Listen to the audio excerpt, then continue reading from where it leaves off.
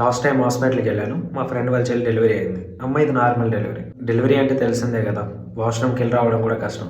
మా అమ్మాయి అలానే సఫర్ అవుతుంది. జస్ట్ వాష్రూమ్కి వెళ్ళి వచ్చింది. ఎట్ ద టైం వాళ్ళ హస్బెండ్ వచ్చాడు. ఏంటే పిల్లలను ఒక్కదానివే కన్నావా, ఎవరూ కనలేదా అని చెప్పి ఒక అందరి ముందు అన్నాడు. అరే మీ ఇలాంటి ఎరుపు వాళ్ళందరికీ నొక్కే ఒక విషయం చెప్తూ గుర్తుపెట్టుకో, నీకు ఎక్కడైనా దెబ్బ తాకిందనుకో, అక్కడ స్టిచెస్ వేస్తే ఎవడైనా దాన్ని టచ్ చేస్తే నువ్వు తట్టుకోలేవు. అలాంటి పాపం వాళ్ళు ఎలా తట్టుకుంటారా, అసలు ఎలా చేస్తారో తెలుసా?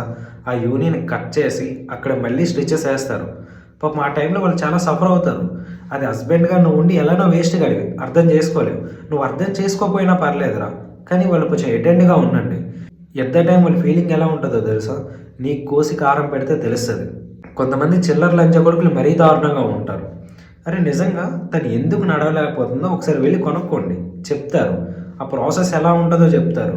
అట్లీస్ట్ నాకు తెలిసి మీరు చూసుండరు, ఎందుకంటే మీకు పని లేదు కదా. మీకు ఓన్లీ నైట్కి మాత్రమే కావాలి. ఆ పని అయిపోతే అది అయిపోయింది, అక్కడి నుంచి దెంగేస్తారు.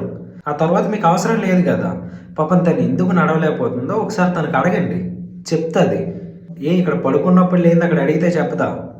ఏంటంటే నువ్వు చూపించే ప్రేమ కొంచెం అటెన్షన్ చూపించండిరా.